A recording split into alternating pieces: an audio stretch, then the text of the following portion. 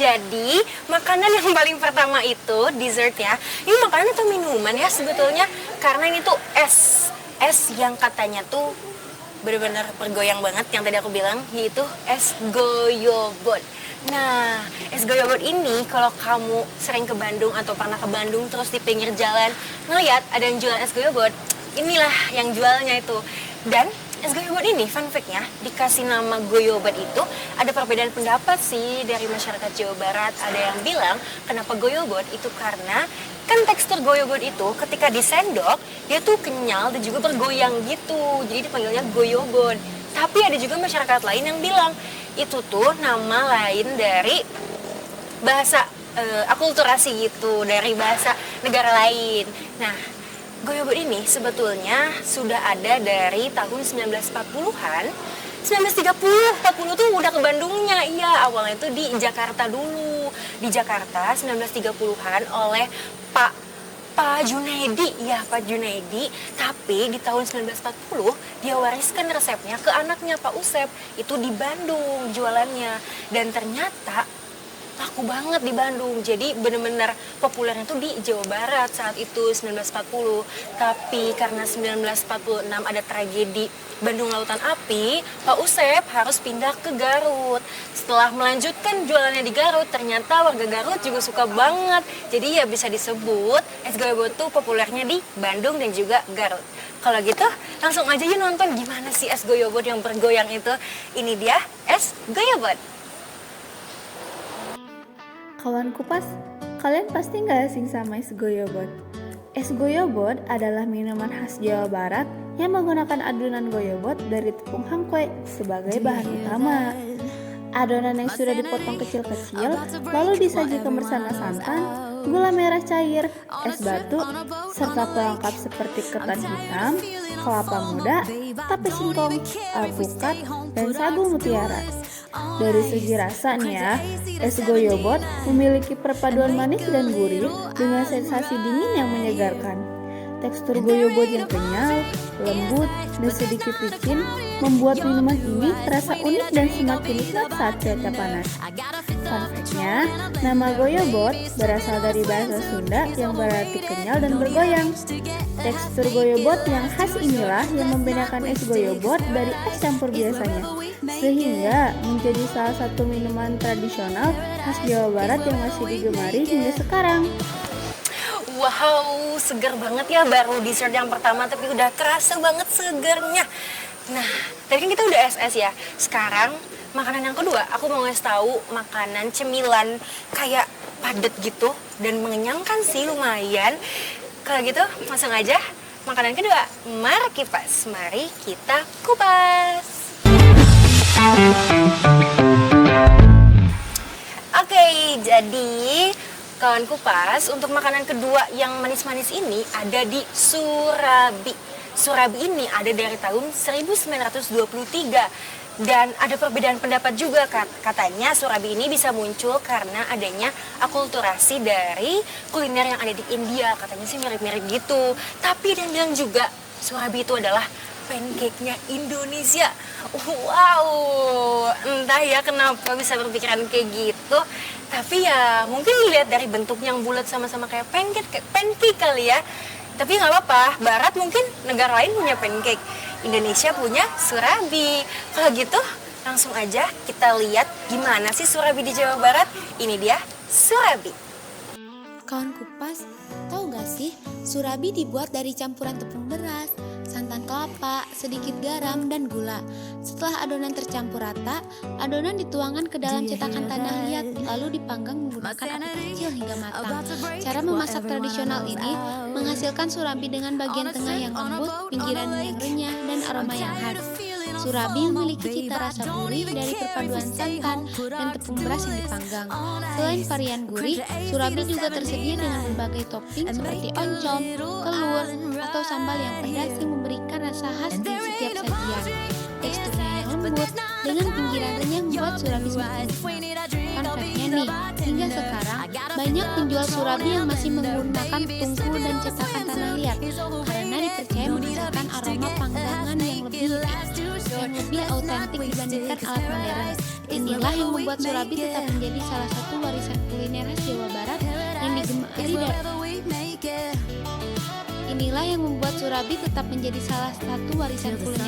Barat yang digemari dari dulu hingga sekarang. Nyam nyam nyami.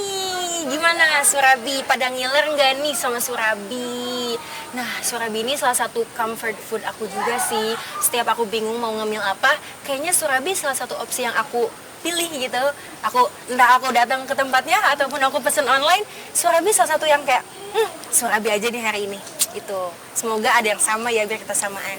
Nah, setelah tadi surabi mengenyangkan, kayaknya kita pindah ke es lagi.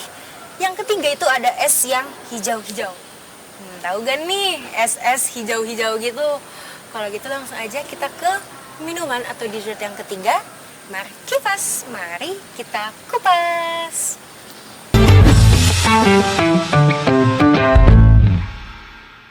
Nah, jadi dessert yang ketiga itu adalah es cendol.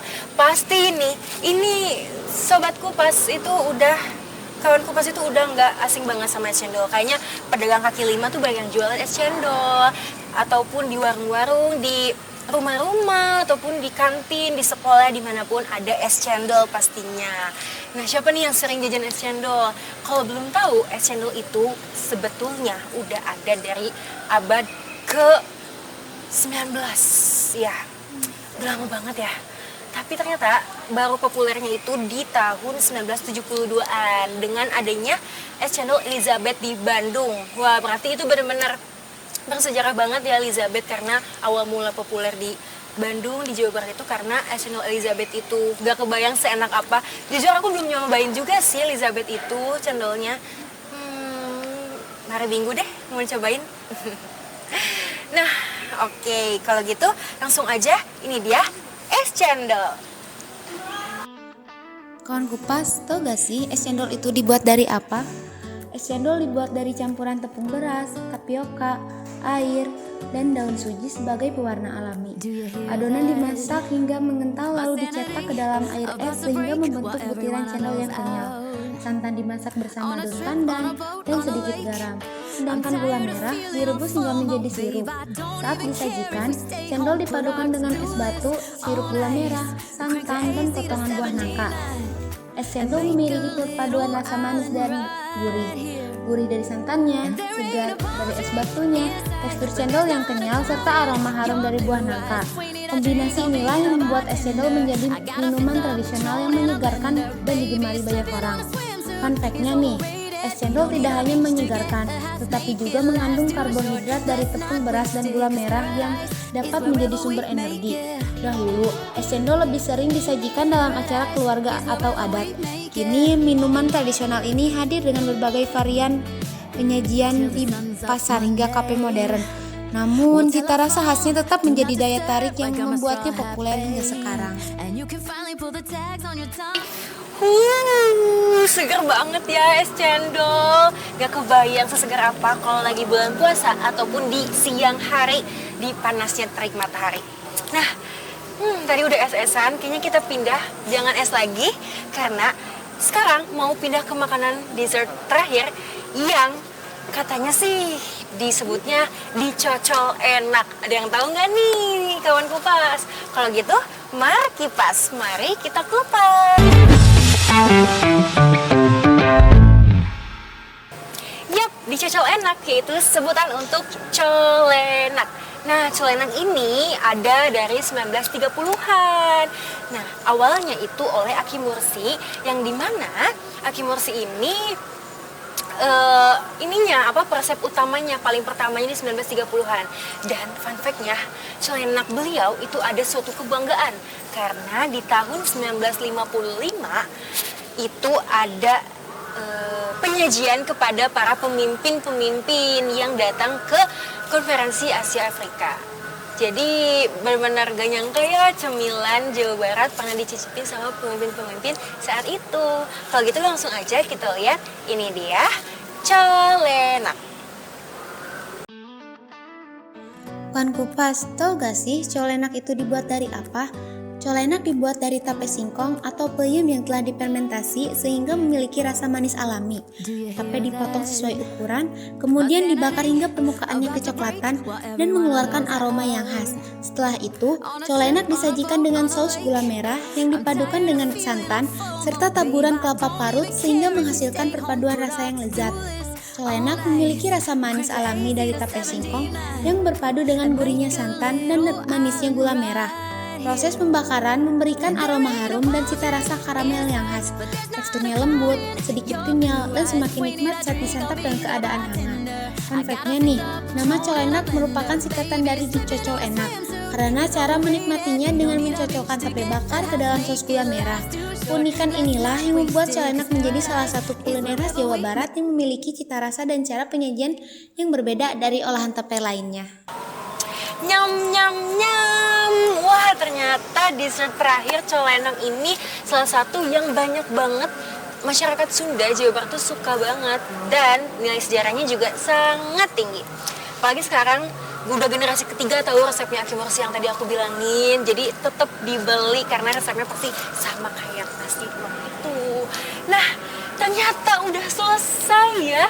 Aku tadi udah 12 makanan total, 4 makanan pembuka, 4 makanan inti, dan juga 4 makanan penutup atau dessert. Gimana dari 12 makanan?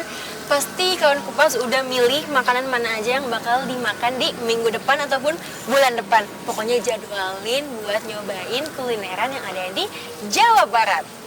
Nah, walaupun udah selesai semua makanan, kawan Kupas jangan kemana-mana dulu, karena setelah ini aku bakal minta temenin kamu untuk nemenin bahas kupas tuntas lebih lagi 3 makanan terbaik yang aku pilih, yang aku rasa aku bisa ngasih tips untuk kamu tentang 3 makanan ini.